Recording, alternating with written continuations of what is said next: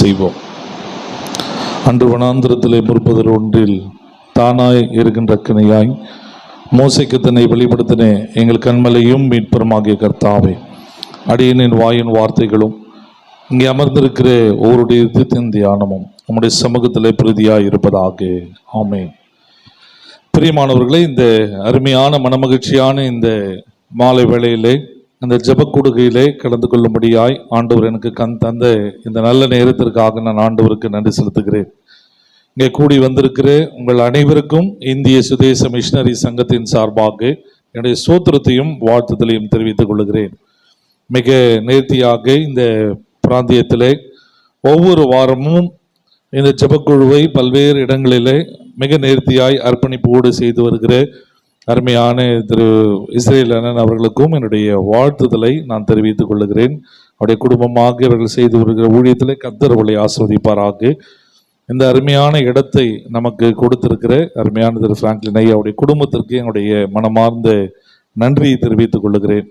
இந்த வேளையிலே எங்களோடு வந்திருக்கிற இந்த ஏரியாவுடைய செக்ரட்டரி மற்றும் ஏஜிஎஸ் ஹெட் குவார்ட்டர்ஸ் அருமையான திரு ஜஸ்டின் ஐயா அவர்களுக்கும், ஃபார்மர் ட்ரெஷரர் நம்ம டி பிரபாகரன் ஐயா அவர்களுக்கும், அருமையான ரெவரன் வெள்ளத்துறை ஐயா அவர்கள், ரெவரன் கேரடனன் அவர்களுக்கும் என்னுடைய வாழ்த்துதலை தெரிவித்துக் கொள்கிறேன்.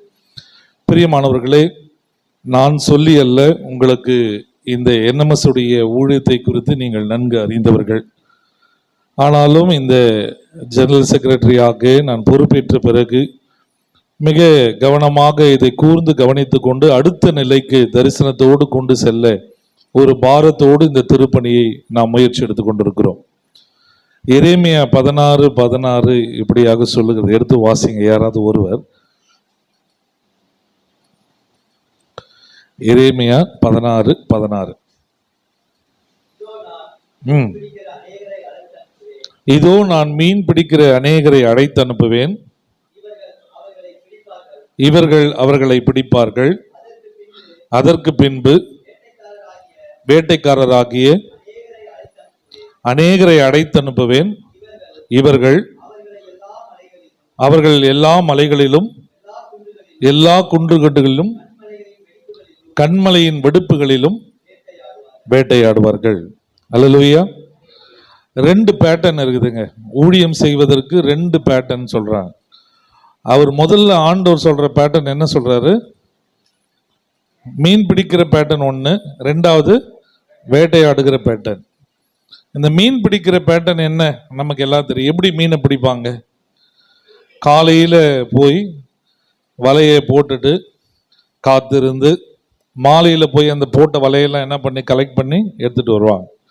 இன்னொன்று, ரொம்ப ஈஸியாக கரை ஓரத்துலேருந்து மீன் பிடிக்கிறவங்க என்ன பண்ணுவாங்க, ஒரு பெரிய குச்சியை வச்சு அதில் தூண்டில் கட்டி புழுவை போட்டு அந்த தக்கை எப்போ உள்ளே போதோ காத்திருந்து அந்த மீன் மாட்டும் பொழுது தான் என்ன பண்ணுவாங்க, அதை எடுப்பாங்க. இது ஒரு பேட்டர்ன். அப்போது ஆண்டுடைய திருப்பணி செய்வதற்கு மக்களுக்கு உதவி செய்து பொறுமையோடு காத்திருந்து ஆண்டுடைய திருப்பணியை செய்கின்ற காலங்கள் எல்லாம் கடந்து நாம் வந்துவிட்டோம். 2வது வருகைக்கு நேராக நாம் ஆயத்தமாகி கொண்டிருக்கிறோம். இன்றைய காலகட்டத்தில் ஆண்டுடைய திருப்பணியை செய்ய வேண்டும் என்று சொன்னால் பல சவால்கள் மத்தியிலே நாம் இன்னும் ஆண்டவரை 2000 ஆண்டுகளை கடந்திருக்கிறோம். இன்னும் ஆண்டவரை அறியாத பல கிராமங்கள், பல மாநிலங்கள், பல இடங்கள் இருக்கிறது.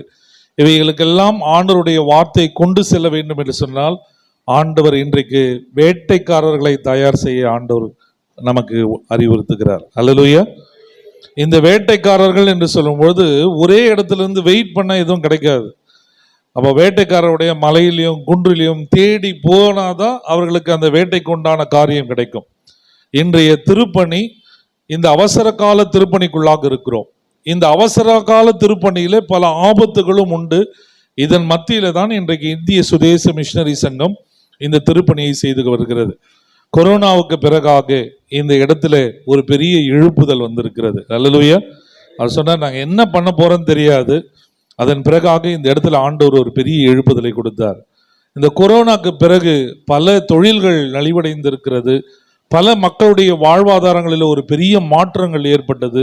பல மக்கள் கஷ்டத்திலும் வேதனையிலும் இருந்து இன்னும் மீள்வதற்கு கஷ்டத்தில் இருக்கும்போது இன்னைக்கு நம்முடைய ஆர்கனைசேஷன் கூட பல நிலைகளிலே இந்த திருப்பணி ஆட்டுகிற சூழல்களிலே பல சவால்களை சந்தித்து வருகிறோம். இன்னைக்கு ஒரு மிஷனருடைய ஒருவரை தாங்க வேண்டும் என்று சொன்னால் முதல்ல எதை எப்படி நம்ம ப்ரொமோஷனல் மிஷனரிஸ் கேட்கும் போது ஒரு 3000 கொடுக்குறவங்க வேணும் ஐயா, ஒரு 5000 கொடுக்குற வேணும், ஒரு 10,000 கொடுக்குற வேணும்னு. 10,000 ரொம்ப பெருசா இருக்குது, யாரும் கொடுக்க மாட்டாங்க அப்படின்னா அந்த 3000 கொடுக்குறவங்க கேட்டா அப்படி 3 பேரை பார்த்தா தான் ஒரு மிஷனருடைய ஊதியத்தை கொடுக்கக்கூடிய ஒரு சவால். இப்படி இன்றைக்கு ஒரு மாதத்திற்கு ஏறக்குறைய 10 லட்சம் ரூபாய் ஒரு டெபிசிட்ல தான் இன்றைக்கு இந்த திருப்பணி சவால்களோடு இந்த ஊதியங்களையும் அவர்களுக்கு கொடுத்து ஆண்டவர் அற்புதமாக நடத்துகிறார். ஒரு பெரிய அற்புதத்தோடு ஆண்டவர் இந்த திருப்பணியை நடத்தி கொண்டிருக்கிறார். ஒருவேளை அவர் சொல்லியிருக்க மாட்டார், கடந்த மாதத்துல எப்படி ஊதியம் கொடுக்க போகிறோம் என்று சொல்லும்போது எங்களுக்கு மூணாறுல இருந்து அந்த ஏரியா கமிட்டியிலேருந்து வந்தாங்க, ஒரு 4 லட்சம் ரூபாய் எடுத்துட்டு வந்தாங்க. அது ஒரு ஆச்சரியமான ஒரு அனுபவம், சாட்சி.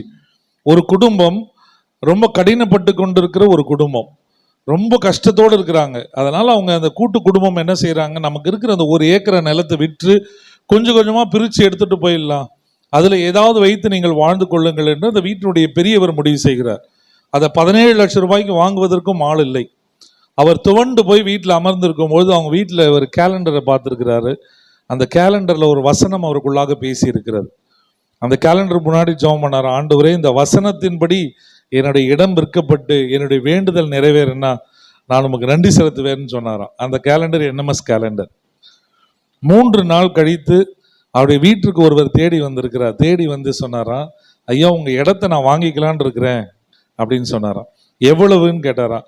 நான் விலையெல்லாம் சொல்லலை, ஏன்னா 17 பெருசு யாரும் வரல, நீங்க என்ன கொடுக்குறீங்களோ நான் வாங்கி கொள்ளுகிறேன்னு சொன்னாராம். அப்போ சொன்னார், நான் 3 நாள் கழித்து வருகிறேன்னு சொல்லிட்டு 3 நாள் கழித்து வந்து சொன்னாராம், உங்க இடத்த நான் வாங்கிக்கிறேன் ஐயா, மார்க்கெட்ல விசாரிச்சேன், அந்த இடம் 1 கோடி ரூபாய்க்கு விலை போகிறது என்று சொன்னார்களாம். அல்லேலூயா. அந்த இடம் விற்கப்பட்டு அந்த குடும்பம் அந்த பிள்ளைகள் எல்லாம் இணைந்து 4 லட்சம் ரூபாய் கொடுத்தாங்க. அது ஒரு பெரிய அற்புதம் தான். கடந்த மாதத்திலே சரியான நேரத்திலே எல்லா மிஷனரிகளுக்கும் ஊதியத்தை கொடுக்க ஆண்டவர் கிருபை செய்தார். அப்போ ஆண்டவர் நம்முடைய தேவைகளை சந்திக்கிறவர். இந்த ஜபங்கள், இங்கே நாம் ஏறெடுக்கிற ஜபம், நாம் செய்கிற திருப்பணிக்கு ஆண்டவர் நிச்சயமாய் பதில் கொடுக்கிறார். 120 ஆண்டுகள் வழிநடத்தி வந்த தேவன் இனியும் நடத்துவார் என்ற நம்பிக்கையோடு உங்கள் முன்பாக நாம் நின்று கொண்டிருக்கிறோம். இந்தியா முழுவதும் 450 பணியாளர்கள், மிஷனரிகள், Bible women, hostel warden, teachers, school teachers என்று 450 திருப்பணியாளர்களை உங்களுடைய தனி ஜபங்களிலே, குடும்ப ஜபங்களிலே ஜபித்துக் கொள்ளுங்கள். நலிவடைந்திருக்கிற மருத்துவமனை, திருப்பத்தூர் ஆசிரமத்தில் தரிசனத்தோடு துவங்கப்பட்ட அந்த மருத்துவமனை புதுப்பிக்கின்ற ஆயத்தத்திற்குள்ளாக சென்று கொண்டிருக்கிறோம். ஏறக்குறைய அந்த இடத்துல ஐ ஆபரேஷன் அங்கே நடைபெறுகிறது. அதை சுற்றி இருக்கிற கிராமங்களில் இருக்கிற மக்கள் எல்லாம் பயனடைவதற்கு அந்த இடத்தை நாம் ஆயத்தம் செய்து கொண்டிருக்கிறோம். அதை ரெனோவேட் பண்றதுக்கே ஒரு 20 லட்சம் ரூபாய். அங்க இருக்கிற ஒரு ஸ்கேன், ஒரு ஐ ஆபரேஷன் பண்ற மிஷின், பழைய மிஷின் இருக்குது, ஒரு புதிய மிஷின் வாங்க வேண்டும், அதற்கு ஒரு 10 லட்சம் ரூபாய். அங்கே இருக்கிற அந்த எக்யூப்மெண்ட்ஸ், ஹாஸ்பிட்டல் எல்லாம், அதற்கெல்லாம் ஒரு 5-6 லட்சம். இப்படி பல தரிசனத்தோடு ஏறக்குறைய ஒரு 40 லட்சம் ரூபாய் தேவைகளோடு அந்த மருத்துவமனைக்கு உண்டான ஆயத்தத்துக்கு நேராக சென்று கொண்டிருக்கிறோம். கர்த்தர் கதவுகளை கொஞ்சம் கொஞ்சமாக திறந்து கொண்டிருக்கிறார். இதற்காக உங்களுடைய ஜெபங்களிலே நீங்கள் ஜெபித்துக் கொள்ளும்படியாய் அன்போடு கேட்டுக்கொள்கிறேன். பிரியமானவர்களே, இந்த வேளையிலும் எத்தனையோ நமக்கு பணிகள் இருக்கும்பொழுது நாம் எல்லோரும் இங்கே ஒன்று கூடி வந்திருக்கிறோம் என்று சொன்னால் ஆண்டோடைய கிருபை. அண்ணன் அவங்க இன்ட்ரடியூஸ் பண்ணும்போது சொன்னாங்க, இவங்க எங்களுக்கு இப்படி சப்போர்ட்டிவாக இருக்காங்க, இவங்க எங்களுக்கு உறுதுணையாக இருக்கிறார்கள். உண்மை. இன்னும் ஆண்டவர் உங்ககிட்ட சொல்ற ஒரு அழைப்பு என்னென்ன, நீங்கள் இன்னொருவருக்கு இந்த இந்திய சுதேச மிஷனரி சங்கத்தை குறித்து சொல்லுங்கள். இன்னொருவருக்கு இந்த திருப்பணியை தாங்குவதற்கும் இந்த ஊழியத்திலே பங்கெடுப்பதற்கும் நீங்கள் ஒரு அழைப்பை விடுக்கிறவர்களாக இருக்கும் பொழுது ஆண்டவர் உங்களை ஆசீர்வதிக்கிறவர். இந்த நாளிலும் கூட மார்க் எழுதின சுவிசேஷம் 5ஆம் அதிகாரம் வசனங்கள் 22-23 எடுத்து வாசிங்கள். உங்களோடு நான் இந்த பகுதியிலிருந்து தியானிக்க விரும்புகிறேன். மார்க் 5:20. எவீரு என்பவர் வந்து அவருடைய பாதத்தில் விழுந்து, என் குமாரத்தி மரண அவஸ்தைப்படுகிறாள்,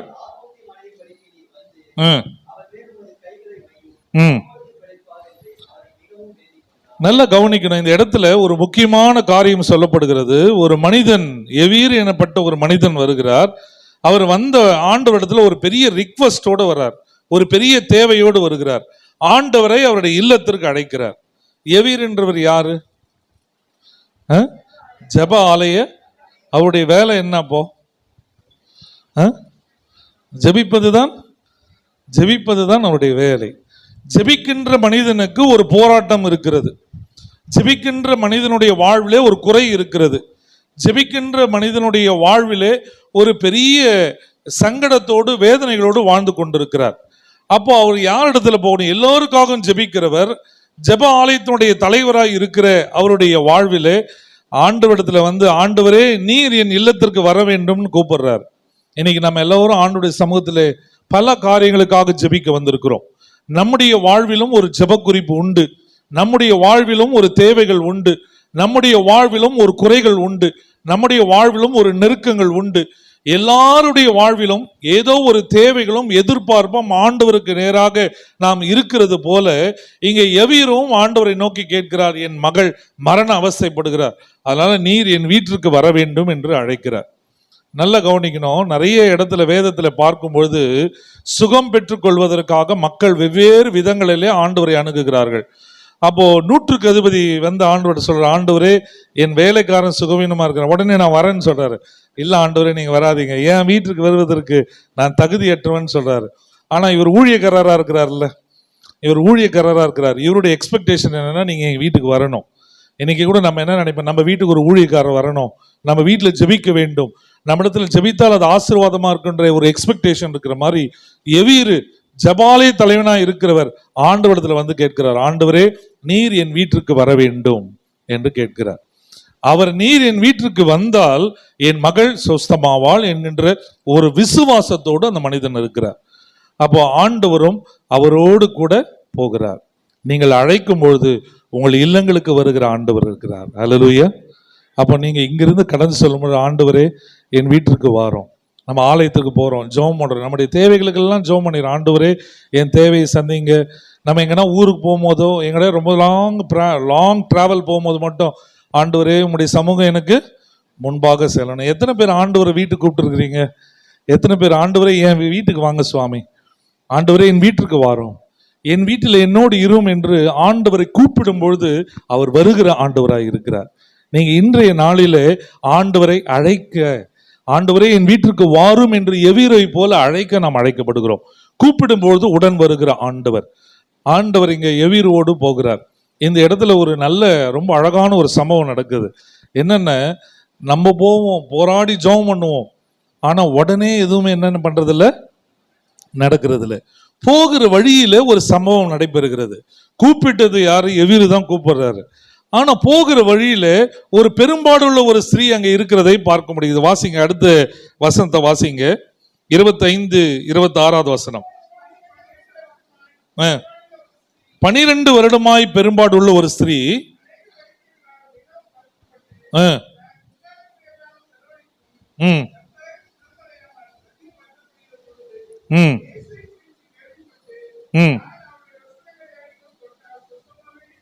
போதும். பாருங்க, இந்த இடத்துல இயேசு அந்த வழியாக வருகிறார் என்று கேள்விப்பட்ட நம்ம போறாங்க. நிறைய ஜனக்கூட்டம் ஆண்டவர் அந்த பகுதியில் வரும்போது அநேக அற்புதத்தை செய்திருக்கிறார். அவர் எங்கெல்லாம் போகிறாரோ ஒரு பெரும் திரள் கூட்டம் ஆண்டவருக்கு பின்பாக செல்லுகிறது. இந்த இடத்துல தான் இந்த அம்மா இயேசு வருகிறார் என்று கேள்விப்படும் போது ஒரு வஸ்திரத்தின் ஓரத்தை தொட்டாலாவது சொஸ்தமாவேன் என்கின்ற ஒரு நம்பிக்கை. அப்போ இயேசுடைய ரூட் வந்து அவர் நேராக போகணும், இதுதான் அவருடைய ரூட், ஸ்ட்ரெயிட்டாக போக வேண்டிய ரூட். ஆனால் இப்போ அந்த இடத்த ரீச் பண்ணணும். அந்த தம்பி லாஸ்ட்ல உட்காந்துக்கிறாரு, அந்த இடத்துல தான் ஏசாமி போகணும். இந்த சைடில் ஒரு வழி இருக்குது. அப்போ நான் என்ன பண்ணுவேன், அந்த தம்பி கிட்ட போனேன்னா இந்த பக்கம் தான் போவேன். ஆனால் ஏசாமி என்ன பண்ணிட்டார், இப்போ எவீர் என்ன பண்ணிட்டாரு, என் வீட்டுக்கு வாங்கன்னு சொல்லிட்டாரு. அப்போ ஏசாமியுடைய டைரக்ஷன் என்ன ஆகுது, ரூட்டு மாறுது. அப்போ இந்த வழியில போய் தான் எவீர் வீடு அந்த லாஸ்ட்ல அண்ணன் இருக்குது, அந்த லாஸ்ட்ல இருக்குது. அப்போ அவர் போக வேண்டிய இடம் அங்க, இப்படியே ஸ்ட்ரெயிட்டா போயிடலாம். ஆனா இப்ப எவீர் வீட்டுக்கு போறதுனால அவருடைய டைரக்ஷன் மாறுது. போகிற வழியில இங்க யார் இருக்கிறது, பெரும்பாடு உள்ள ஸ்திரீ இருக்கிறாங்க. அந்த பெரும்பாடு உள்ள ஸ்திரீ இயேசு வருகிறார் என்று கேள்விப்பட்ட உடனே அந்த அம்மா ஓடி போறாங்க. இப்ப நீங்க யார் உங்ககிட்ட முதல்ல சொன்னேன், நீங்க இன்னைக்கு போகும்போது யாரை கூட்டின்னு போங்கன்னு, ஏசாமியை கூட்டின்னு போங்கன்னு. நீங்க ஆண்டவரை கூட்டின்னு போனீங்கன்னா உங்களுக்கு மாத்திரம் அற்புதம் இல்லைங்க, உங்கள் வீட்டுக்கு போகிற வழியில் இருப்பவர்கள், உங்களை சார்ந்து இருப்பவர்கள், உங்களை தேடி வருகிறவர்கள், நீங்கள் போகிற பாதையில் இருக்கிற மக்களுக்கெல்லாம் ஒரு பெரிய விடுதலையை கொடுப்பதற்கு ஆண்டவர் உங்களை ஒரு கருவியாய் பயன்படுத்துக. ஹல்லேலூயா. அதுதான் இங்க நடக்கிறது. இந்த இடத்துல எவீரு அவருடைய இல்லத்திற்கு அழைத்து செல்லும் பொழுது அங்கே அந்த பெண்மணி இயேசு வருகிறார் என்று கேள்விப்பட்டு அவருடைய வஸ்திரத்தின் ஓரத்தை தொட்டா போது நான் சொஸ்தமாகணும். அவங்க எத்தனையோ வைத்தியரை பார்த்துட்டாங்க, எத்தனையோ பேரை பார்த்தாச்சு. ஆனால் அந்த அம்மாவுக்கு அவர் வருகிறார் என்று கேள்விப்பட்ட உடனே வஸ்திரத்தின் ஓரத்தை தொட்டால் போதும். இங்கே ஒரு கூட்டம் நடக்கிறது. ஒரு 5 ஆண்டுகள் இங்கே நடக்கிறது. சுற்றி இருக்கிற மக்கள் எத்தனையோ பேர் இருக்கிறார்கள். இங்க நாம மாத்திரம்தான் இருக்கிறோம்னு நினைக்கிறோம். இந்த வார்த்தைகள் எங்கேயாவது கேட்டாங்கன்னா, இந்த வார்த்தைகள் இங்க பாடுகிற பாடல்கள் எங்கேயாவது கேட்கப்பட்டுச்சுன்னா, அவருடைய காதுகளில் விழுந்தால் கூட அவர்கள் விசுவாசிக்கும் போது கர்த்தர் அற்புதத்தை செய்கிறவர். நீங்க அங்கிருந்து வீட்டில இருந்து பைபிளை தூக்கிட்டு வரும்பொழுது, நீங்க வேதாகமத்தோடு கடந்து செல்லும் போது எங்க போறீங்கன்னு யாராவது ஆண்டவரை அறியாதவர்கள் கேட்டா கூட, நான் ஜெபத்திற்கு போகிறேன்னு சொல்லும் போது தொடர்ந்து பார்த்தாங்கன்னா ஒரு நாள் சொல்லுவாங்க, எனக்காக ஜெபித்துக் கொள்ளுங்கள்னு. ஆண்டவர் ஒரு சாதாரணமான காரியம் அல்ல. ஆண்டவருடைய ராஜ்யத்தில் ஒரு சிறிய கருவியாக, ஒரு பங்காக நாம் எடுத்துக்கொள்ளும் பொழுதும் கர்த்தர் நம்மை கொண்டு அநேக காரியங்களை செய்கிறவர். அப்போ நாம் அழைக்கும் போது உடன் வருகிற ஆண்டவர், நாம் அழைத்து கொண்டு செல்லும் பொழுது அற்புதம் நமக்கு மாத்திரம் அல்ல, நம்மை சுற்றி இருப்பவர்களுக்கும் நடக்கிறது. அப்ப அந்த அம்மாக்குள்ள ஒரு விசுவாசம், அவருடைய வஸ்திரத்தின் ஓரத்தை தொட்டால் போதும். ஏன்?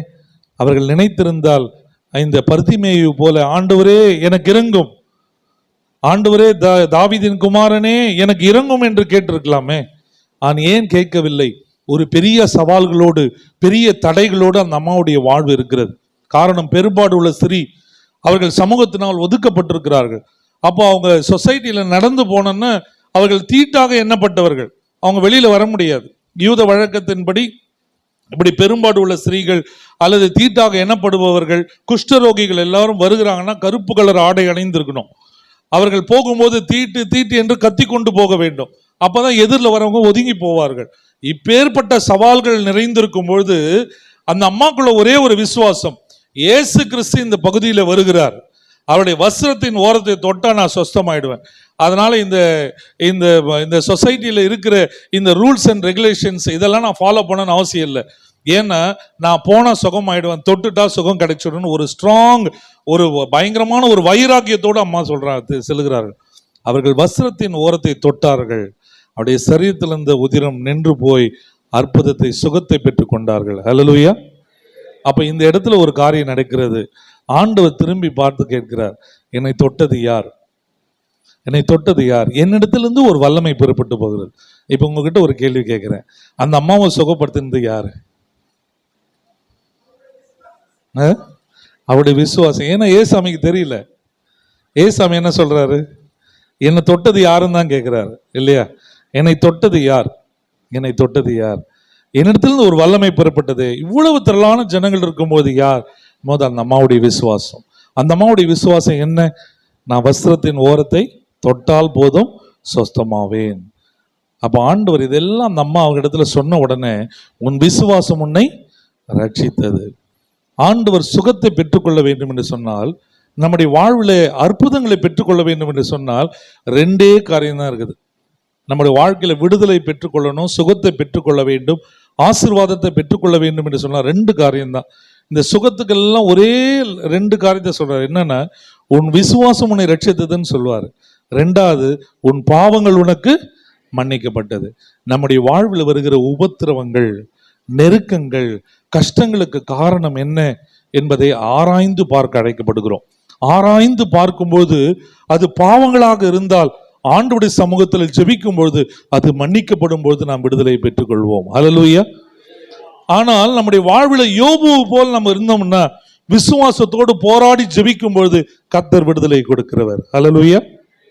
யோபுடைய வாழ்வை நீங்க யோசித்து பார்த்தீங்கன்னா, இந்த யோபு 1ஆம் அதிகாரம் 2ஆம் வசனம் பார்த்து, அவன் உத்தமனும் நீதிமானுமா இருந்தான்னு சொல்றான். அந்த பகுதியை பார்த்தீங்கன்னா, challenge between God and Satan தான் சொல்லுறான். அப்போ பிசாசுக்கு, ஆண்டவருக்கும் பிசாசுக்கும் ஒரு சவால். நீ போய் பார், என்னுடைய தாசன் அங்க இருக்கிறான், நீ என்ன சோதனை பண்ணாலும், எவ்வளவு கஷ்டம் கொடுத்தாலும் அவர் என்ன பண்ண மாட்டாரு? மறுதளிக்கவே மாட்டார். அதுதான் வாழ்க்கை. இன்றைக்கு நம்ம வாழ்க்கையில பல நேரங்களில கஷ்டங்களும் நெருக்கங்களும் வேதனைகளும் வரும்போது நாம் என்ன செய்கிறவர்களாக இருக்கிறோம்? ஏன் சாமி எனக்கு இந்த கஷ்டத்தை கொடுத்துட்டீங்க, ஏன் எனக்கு இந்த வேதனை, நான் ஜெபிச்சாலும் எனக்கு ஏன் சாமி பதில் கொடுக்கவில்லை என்றுதான் மனிதனுடைய எண்ணங்கள் யோசித்து ஆண்டவரை நோக்கி குறை கொண்டே இருக்கின்ற ஒரு நிலையில் இருக்கிறோம். ஆனால் நாம் என்றாவது ஒரு நாள் நம்முடைய வாழ்வை ஆராய்ந்து பார்த்திருக்கிறோமா? வீட்டில் போய் யோபு 31, 32, 33 வாசித்து பார்த்தீங்கன்னா தன் வாழ்வை ஆராய்ந்து பார்க்கிறார்.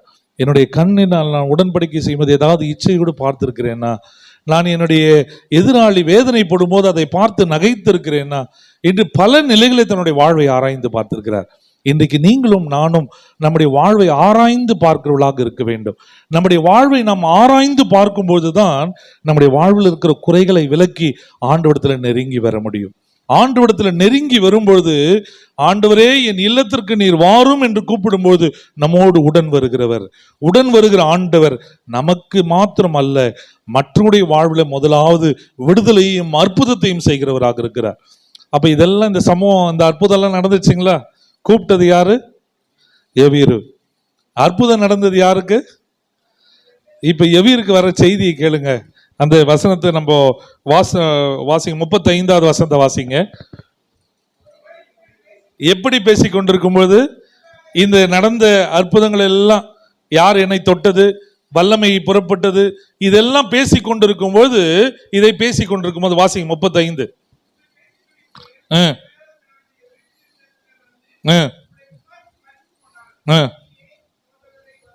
நல்லா கவனிக்கணும். இப்ப அவருக்கு வந்த செய்தி என்ன? ஒரு துக்கமான செய்தி. தன்னுடைய விசுவாசம் என்னன்னா, என் வீட்டுக்கு ஆண்டவர் வர வேண்டும் என்று எதிர்பார்த்தார். ஆண்டவரும் அழைத்த உடனே என்ன பண்ணிட்டாரு? வந்துட்டாரு. வழியில் அற்புதம் நடந்தது. இந்த அற்புதத்திற்கு காரணம் யார் தான்? எவீர் தான். அந்த அம்மாவுடைய விசுவாசம். ரெண்டாவது, எவீர் அழைத்ததுனால தான் ஆண்டவர் அந்த பக்கம் வந்தாரு. அப்போ எவீருவால தான் அந்த பெண்மணிக்கும் விடுதலை. அங்கே தாமதமானதற்கும் காரணம். இந்த தாமதமானதுனால தான் மகள் என்ன ஆயிட்டாங்க? மரித்து போயிட்டாங்க. இப்ப இந்த செய்தி, ஒரு துக்கமான செய்தி வந்த உடனே ஆண்டவர் அடுத்த வசனத்தை ரொம்ப ஸ்ட்ராங்கா ஒரு பதில் சொல்றார். வாசிங்க. கேட்ட உடனே பயப்படாதே, விசுவாசம் உள்ளவனாயிரு. இந்த செய்தி ஆண்டவர் காதுல விழுது. அடுத்து யார் காதுல விழுது? எவீரு காதுல விழுது. அப்ப எவீரு காதுல விழுந்த உடனே எவீர் என்ன ரியாக்ட் பண்ணணும்? ஐயோ என் மகள் என்ன ஆயிட்டா, இறந்து போயிட்டாளே அப்படின்னு சொல்லி அடுத்த ஸ்டேஜ் அதுதான். தன்னுடைய எமோஷனலா தனக்கு இருக்கிற உணர்வுகளை, தன்னுடைய மகள் மீது இருக்கிற அன்பை எல்லாவற்றையும் இழந்து விட்டோமே என்ற கதறுகிற சூழல். அது காதுல எட்டின உடனே அவர் உடனே சொல்லிட்டாரு, பயப்படாதே, விசுவாசம் உள்ளவனாயிரு. உனக்கு எவ்வளவு பெரிய துன்பமான வார்த்தைகள் உன் செவிகளில் கேட்டாலும், எவ்வளவு பெரிதான அதிர்ச்சியான காரியங்கள் உன் செவியில இருந்தாலும், நீங்கள் ஆண்டவரை அழைத்திருக்கும் பொழுது, ஆண்டவர் உங்களுடன் வரும் பொழுது, ஆண்டவர் உங்களுக்கு சொல்லுகிற வார்த்தை, பயப்படாதே, விசுவாசம் உள்ளவனாயிரு. இன்னைக்கு ஆண்டவர் உங்களுக்கு பார்த்து சொல்றார், நீங்க பயப்படாதீங்க, விசுவாசமாயிருங்கள். எவ்வளவு பெரிய துன்பங்கள், எவ்வளவு பெரிய கஷ்டங்கள், எவ்வளவு பெரிய போராட்டங்கள் நமக்கு இருந்தாலும் நம்மோடு இருக்கிற ஆண்டவர் அவைகளை எல்லா காட்டிலும் பெரியவராய் இருக்கிறார். அல்லேலூயா. அப்ப இன்னைக்கு ஒரு பெரிய நம்பிக்கையோடு, ஒரு பெரிய விசுவாசத்தோடு, எவ்வளவு பெரிய கலக்கமான செய்தி கேட்டாலும் நான் அதிர்ந்து போக மாட்டேன். ஏன்னா என்னோடு இருக்கிற ஆண்டவர் பெரியவர். அப்போ ஆண்டவர் கூப்பிடும்போது அற்புதத்தை செய்கிறவர், கூப்பிடும்போது வருகிற ஆண்டவர், வரும்பொழுது நம் வழியில செல்லும்போது அநேகருக்கு, நம்மை சுற்றி இருப்பவர்களுக்கும் சூழ்ந்து இருக்கிறவர்களுக்கும் அற்புதத்தை கொடுக்கிறவர். கலக்கமான செய்திகள் வரும்பொழுது திடன்கொள், பயப்படாதே, விசுவாசம் உள்ளவனா இரு என்று ஒரு நம்பிக்கையை கொடுக்கின்ற, தைரியத்தை கொடுக்கின்ற ஆண்டவர் நம்மோடு இருக்கிறார். எவீரோட வீட்டுக்கு போறார். அவர் என்ன ஆயிட்டா? உங்கள் மகள் மரித்து போனாள். அதற்கு ஆண்டவர் என்ன பதில் சொல்றார்? வாசிங்க அந்த பகுதியை. இல்லம்மா வாசிங்க, 40வது வசனத்தை வாசிங்க. அதுக்கு முன்னாடி 39 வாசிங்க. உள்ளே பிரவேசித்து அழுகிறது என்ன? மழிக்கவில்லை. நல்லா கவனிக்கலாம். இந்த 2 வார்த்தை ரொம்ப முக்கியமான வார்த்தை. எல்லோரும் என்ன சொல்லிட்டாங்க? அந்த பொண்ணு மரித்து போனான்னு சொல்லிட்டாரு. ஆண்டவர் அந்த இடத்துல என்ன சொல்றாரு? அவள் நித்திரையாய் இருக்கிறார். நம்ம இன்னைக்கு யாருமே வீட்டில் நம்ம யாராவது துக்கமான செய்திகள் நடக்கும்பொழுது நோட்டீஸில் போடுறது, அந்த பேனரில் பார்த்தீங்களா, கர்த்தருக்குள் நித்திரை அடைந்தார் என்ற வார்த்தை. நித்திரைன்னா என்ன? தூக்கம் இல்லைங்களா? அப்போ இந்த இடத்துல மரித்து போனால்னு சொல்லும் பொழுது ஆண்டவர் அந்த இடத்துல தான் சொல்றாரு, அவள் நித்திரையாய் இருக்கிறாள் என்ற ஒரு நம்பிக்கை, உயிர்த்தெழுதலின் நம்பிக்கை அந்த இடத்திலே துவங்குகிறது. இயேசு கிறிஸ்து தன்னுடைய திருப்பணிகளிலே 3 விதமான மரணங்களை ஆண்டவர் சந்திக்கிறார். ஒன்று லாசரு. லாசரு மரித்து போன 4 நாள் ஆயிற்று, இல்லை லாசருவே எழுந்துவான, உயிரோடு எழுந்து வர்றார். 2வது நாயினூர் விதையனுடைய மகன் பாடையில தூக்கின்னு வராங்க, அந்த பாடையை தொட்டு அவனை சுகப்படுத்தி அந்த இடத்துல உயிரோடு அவனை எழுப்புகிறதை பார்க்க முடிகிறது. 3வது இந்த எவீரு ஜபாலித்தனுடைய மகள். 3 மரணங்கள் ஆண்டுடைய உயிர்த்தெழுதலுக்கு, பாடு மரணம் உயிர்த்தெழுதலுக்கு முன்பாக இங்கே அடையாளப்படுத்தப்படுகிறது. அவள் மரிக்கவில்லை, அவள் நித்திரையாய் இருக்கிறார். நித்திரை அடைந்திருக்கிறவர்கள் மறுபடியும் என்ன பண்ணுவாங்க? விழித்து கொள்வார்கள். அப்போ உள்ள போய் எல்லாரும் நகைக்கிறாங்க. எல்லாரும் அவிசுவாசமாய் உள்ளவர்கள் எல்லாம் என்ன பண்ணிட்டா? வெளியே அனுப்பிவிட்டு, தலித்தாகுமே சிறு பெண்ணே எழுந்திரு என்று சொல்லி நம்பிக்கையோடு எழுப்பினதை பார்க்க முடிகிறது. கிறிஸ்துக்குள் பிரியமானவர்களே, ஆண்டவர் நம்முடன் வரும்பொழுது அற்புதங்களை செய்கிற ஆண்டவர். கலக்கமான நேரத்தில், வேதனையான நேரத்தில் பயப்படாதே, விசுவாசமுள்ள இரு என்று ஒரு நம்பிக்கையை கொடுக்கின்ற ஆண்டவர். அதோடு கூட எல்லா நிலைகளிலும் நமக்கு உடனிருந்து வழிநடத்துகிற, அற்புதம் செய்கிற ஆண்டவரை நாம் வணங்குகிறோம், அவரை துதிக்கிறோம், மகிமைப்படுத்துகிறோம். இன்னைக்கு உங்க இருதயத்தில் எவ்வளவு கலக்கத்தோடு வந்திருக்கலாம், எவ்வளவு யோசனைகளோடு வந்திருக்கலாம், வாழ்வை குறித்து கேள்விக்குறியோடு இருக்கலாம், பிள்ளைகளுடைய எதிர்கால வாழ்வை குறித்து யோசித்துக் கொண்டிருக்கலாம், நம்முடைய எதிர்கால நம்ம வாழ்வை சுருத்தி இத்தனை துன்ப பிரச்சனைகள் இருக்கிறதே என்று நினைக்கலாம். ஆனா ஒன்றை நினைச்சுங்க, ஆண்டவரை இன்னைக்கு என் வீட்டுக்கு வாங்க சுவாமி, நான் வீட்டுக்கு அழைத்து கொண்டு போகிறேன். ஆண்டவரை நீங்க வாங்க சுவாமி, நிச்சயமா எங்கள் வாழ்வில் இருக்கிற கலக்கத்தை மாற்றுவீர். உங்க வாழ்க்கையில கலக்கம், துன்பம் எவ்வளவு இருந்தாலும் நீங்கள் அழுகிறதுனாலும் நீங்கள் கவலைப்படுவதனாலும் பிரயோஜனம் இல்லை. ஆனால் விசுவாசத்தோடு நீங்கள் இருக்கும் பொழுது, யாரை போல? அந்த பெரும்பாடு உள்ள சிறியை போல, எவிருவை போல நீங்கள் உங்களுடைய வாழ்விலே விசுவாசத்தோடு இருக்கும் பொழுது உங்களுடைய வாழ்விலே கர்த்தர் நிச்சயமாய் அற்புதங்களையும் ஆசீர்வாதத்தையும் ஆண்டவர் கொடுத்து ஒரு பெரிய நன்மைகளை கொடுக்கிறவர். அதனால அனுதினமும் நீங்க ஆலயத்துக்கு போயிட்டு வந்தாலும், அந்த ஜெபக்கூட்டத்திற்கு போனாலும், உங்களுடன் ஆண்டவர் இருக்கிறார் என்பதை உணர்ந்து கொள்ளணும். ஒரு கிறிஸ்தவ வாழ்க்கை என்பது எதை வெளிப்படுத்துகிறதுன்னு சொன்னா, you should led by spirit, ஆவியினால நடத்தப்படணும். அதுதான் ரொம்ப முக்கியம்.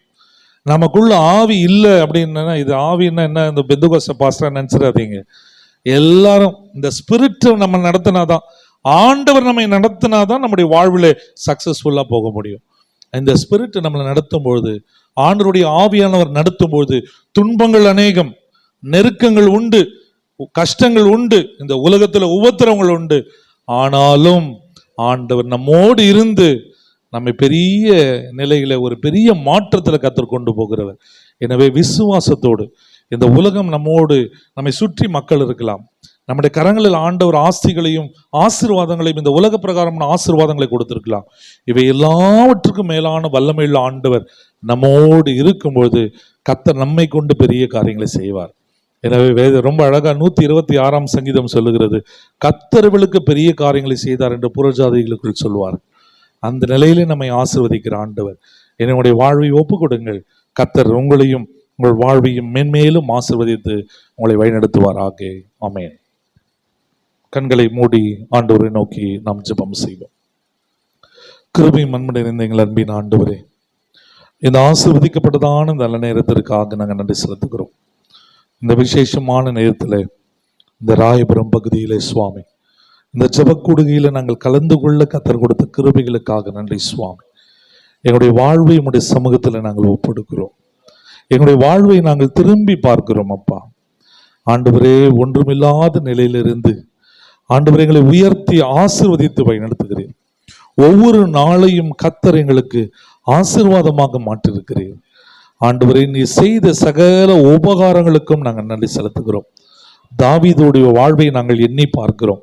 சங்கீதம் 103 சொல்லுகிறார், என் ஆத்துமாவே கர்த்தரை ஸ்தோத்திரி, என் முழு உள்ளமே அவருடைய பரிசுத்த நாமத்தை ஸ்தோத்திரி, என் ஆத்துமாவே கர்த்தரை ஸ்தோத்திரி, அவர் செய்த சகல உபகாரங்களை மறவாதே என்று சொல்லும் பொழுது ஆண்டவரே தன்னுடைய ஆத்துமாவுக்கும் இருதயத்திற்கும் ஸ்தோத்திரிக்க வேண்டும் என்று சொன்னால் அவருடைய வாழ்வில் நீர் நடத்தி வந்த விதங்களை எண்ணி எண்ணி அவர் நன்றி செலுத்தது போல எங்களுடைய வாழ்வையும் நாங்கள் திரும்பி பார்க்கிறோம். எத்தனை இன்னல்கள், எத்தனை நெருக்கங்கள், எத்தனை கஷ்டங்கள், எத்தனை போராட்டங்கள், எத்தனை சவால்கள், வன்கண்கள், போராட்டங்கள் எல்லாவற்றையும் கடந்து வர கர்த்தர் கிருபை செய்திருக்கிறேன். இன்றைய எல்லாரையும் எங்களை ஒன்றிணைத்து இந்த இடத்துல ஜெபிக்க கர்த்தர் சித்தமுள்ளவாய் இருக்கிறீர்கள் ஆண்டவரே. இதற்கு ஒரு காரணம் உண்டு. எங்களை எல்லோரும் இணைத்து ஆண்டவரே இந்த இடத்துல ஒருமனப்பட்டு ஜெபிக்க கர்த்தர் கொடுத்த கிருபைகளுக்காக நன்றி செலுத்துகிறோம். ஆண்டவரே எங்கள் வாழ்வை உம்முடைய கரத்துல ஒப்புடுகிறோம் சுவாமி. நீங்க எங்க வீட்டுக்கு வாங்க சுவாமி. ஆண்டவரே நீர் எங்கள் வீட்டுக்கு வரும்போது குறைகளை நிறைவாக்குகிற ஆண்டவர். ஆண்டவரே காண ஒரு திருமணத்தில் வரும்போது கர்த்தர் குறைகளை நிறைவாக்கினீரே, நீர் எங்கள் இல்லத்திற்கு வரும்போது எங்கள் வாழ்வின் குறைகளை நிறைவாக்கி நன்மையினால நடத்த வேண்டும் என்று நாங்கள் ஜெபிக்கிறோம். ஆண்டவரே இந்த விடுதலையும் ஆசீர்வாதமும் நன்மையும் எங்களுக்கு மாத்திரம் அல்ல, எங்களை சுற்றி இருப்பவர்களும் இந்த தேவ அன்பை புரிந்து கொள்ள ருசித்து கொள்ள கர்த்தர் கிருபை செய்ய வேண்டும் நாங்கள் ஜெபிக்கிறோம். எங்களையும் ஒரு கருவியாக பயன்படுத்தும் சுவாமி. ஆண்டவரே இந்த விசேஷமான நேரத்தில் சுவாமி எங்களுடைய வாழ்வில கலக்கமான வார்த்தைகள், கலக்கமான செய்திகளை ஆண்டவரை பல நிலைகளில் கேட்கும்போது எங்களுக்கு துணையாயிருக்கிற ஆண்டவர், பயப்படாதே விசுவாசம் உள்ளவனாய் இரு என்று சொன்னீரே. ஆண்டவரை இன்றைக்கு ஒவ்வொருவருக்கு கர்த்தர் சொல்லுகிறேன், வாழ்வை குறித்து பயப்படாதீர்கள், எதிர்காலத்தை குறித்து பயப்படாதீர்கள், விசுவாசத்தோடு கூட வாழ்வை ஆண்டவரத்தில் அர்ப்பணிங்கள் என்று சொல்லுகிறீரே. கர்த்தர் எங்களோடு இருங்க சுவாமி, எங்களை நடத்துங்க ஆண்டவரே. நீர் எங்களோடு இருக்கும்போது கர்த்தர் எல்லாவற்றையும் மாற்றுகிறவர் என்பதை நாங்கள் விசுவாசிக்கிறோம். ஆண்டவரே இந்த விசேஷமான நேரத்திலும் எங்களோடு உடன் வந்திருக்கிற என்னுடைய இந்திய சுதேச மிஷனரி சங்கத்தினுடைய பொறுப்பாளர்களுக்காக, பணியாளர்களுக்காக நாங்கள் நன்றி செலுத்துகிறோம். கர்த்தர் ஒவ்வொருவரையும் நீர் பயன்படுத்துகிற கிருபைகளுக்காக நன்றி செலுத்துகிறோம். இந்தியா முழுவதும் நடைபெறுகிற திருப்பணிகளுக்காக நாங்கள் நன்றி செலுத்துகிறோம். ஆண்டவரே எங்களுக்கு முன்பாக இருக்கிற சவால்களையும் உள்ள கரத்தில் நாங்கள் ஒப்பு கொடுக்கிறோம். ஆண்டவரே விசுவாசத்தோடு நாங்கள் ஜெபித்துக் கொண்டிருக்கிறோம். கர்த்தர் ஒரு பெரிய மாற்றத்தை, ஆசீர்வாதத்தை கர்த்தர் கொடுத்து இந்திய சுதேச மிஷனரி சங்கத்தின் மூலமாக இந்தியா முழுவதும் அசைக்கப்பட கர்த்தர் ஆண்டவரே ஒவ்வொருவரையும் பலப்படுத்த வேண்டும் என்று நாங்கள் ஜெபிக்கிறோம். ஆண்டவரே நல்ல நேரத்திற்காக நன்றி செலுத்துகிறோம்.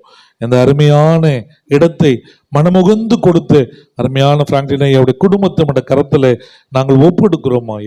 ஐயா அவர்களையும் அம்மாவளையும் பிள்ளைகளையும் கரத்தில் ஒப்பெடுக்கிறோம். ஆண்டவரே சூனேமியால் ஆண்டவரே இந்த ஊழியக்காரர் வந்து போகும்போதெல்லாம் இங்கு தங்கி செல்வதற்கு மேல் வீட்டை ஆயத்தம் செய்து கொடுத்தது போல கொடுத்திருக்கிற இந்த குடும்பத்திற்காக நாங்கள் நன்றி செலுத்துகிறோம். ஆண்டவரே இந்த குடும்பத்தை நீர் ஆசீர்வதித்து அவருடைய வாழ்வில் அவர் கையிட்டு செய்கிற எல்லா பணிகளிலும், கல்வி பணிகளிலும், சமூக பணிகளிலும் கிருபை இருந்து நடத்த வேண்டும் நாங்கள் ஜெபிக்கிறோம். இந்த ஊழியத்தில் தன்னை பங்கெடுத்துக் கொண்டிருக்கிற ஒவ்வொரு சகோதர சகோதரிகளையும் அவருடைய குடும்பத்தை நம்முடைய கரத்தில் ஒப்பெடுக்கிறோம்.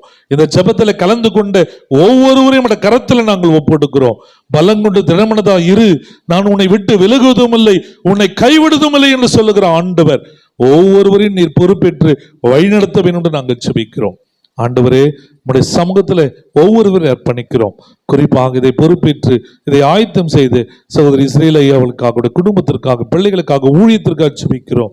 ஒவ்வொருவரையும் ஆசீர்வதிங்க. ஆண்டவரே நீர் எங்களுக்கு கொடுத்திருக்கிற அந்த ஐக்கியத்திற்காக நன்றி. உங்களுடைய பிரசன்னத்தினாலே எங்களை நீர் பலப்படுத்தியிருக்கிற கிருபைகளுக்காக நன்றி. ஏக சிந்தையை கொடுத்திருப்பதற்காக நன்றி செலுத்துகிறோம். ஆண்டவரே உம்முடைய பரிசுத்த பிரசன்னம் எங்களை நடத்த எங்களுடைய வாழ்வை உம்முடைய சமூகத்தில் ஒப்பெடுக்கிறோம். உம்முடைய திருவுள சித்தத்தின்படி எங்களை நடத்த வேண்டும் என்று நாங்கள் ஜெபிக்கிறோம். என்னுடைய தனிப்பட்ட வாழ்க்கையிலும், குடும்ப வாழ்க்கையிலும், சமுதாயத்தின் செயல் திட்டங்களிலும், திருச்சபையின் பணிகளிலும் உப்பை போல கரைந்து மற்றவர்களுக்கு சுவை கொடுக்க அருள் தாரும். எங்கெல்லாம் இருள் காணப்படுகிறதோ அங்கெல்லாம் உமது ஒளியை கொண்டு செல்லுகிற எங்களை கருவியாக எங்களை பயன்படுத்தி மலையின் மேல் இருக்கிற பட்டணத்தை போல் எங்களை உயர்த்தி ஆசீர்வதிக்க வேண்டும் என்று எங்கள் மீட்பெரும் இரட்சகருமாக இயேசுவின் மூலம் ஜெபிக்கிறோம் பிதாவே, ஆமேன். என் ஆத்துமாவே கர்த்தரை ஸ்தோத்திரி, என் ஆத்துமாவே கர்த்தரை ஸ்தோத்திரி, அவர் செய்த சகல உபகாரங்களை மறவாதே. ஆமேன். ஆசீர்வாதத்தை பெற்றுக்கொள்வோம். கர்த்தர் உங்களை நினைத்திருக்கிறார், உங்களை ஆசீர்வதிப்பார். கர்த்தர் உங்களையும் உங்கள் பிள்ளைகளையும் வர்த்திக்க பண்ணுவார். வானத்தையும் பூமியும் படைத்த கர்த்தராலே நீங்கள் ஆசீர்வதிக்கப்பட்டவர்கள். வாழ்வழித்திருக்கிற இறைமைந்தன் கிருபையும் தாயும் தந்தையுமாகிய கடவுளுடைய அன்பும் என்றென்றும் நம்மோடு இருந்து வழிநடத்துகிற பரிசுத்தாவின் அந்யோன்ய ஐக்கியமும் ஆசீர்வாதமும் நம் அனைவரோடு கூட இன்றும் இன்னும் சதா காலமும் தங்கியிருந்து வழிநடத்துவாராக. ஆமென்.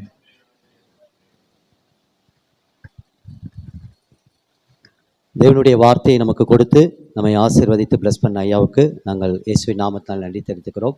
இந்த நேரத்திலும் கடைசியாக லாரன்ஸ் அண்ணன் நமக்கு நன்றி வாழ்த்துக்களை கர்த்தருடைய பரிசுத்த நாமத்துக்கு ஸ்தோத்திரம் மகிமை உண்டாவதாக.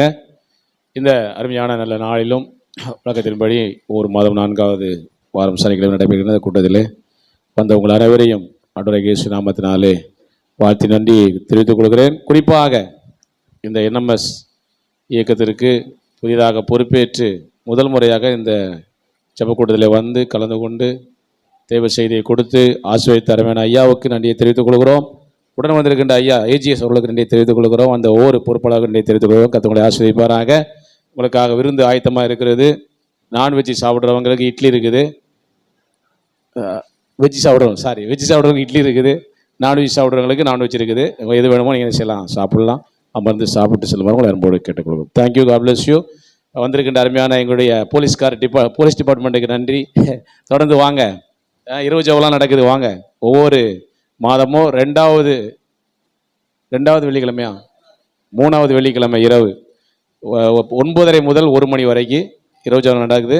முடிந்தவர்கள் வந்து கலந்து கொள்ளுங்கள். God bless you. தேங்க்யூ.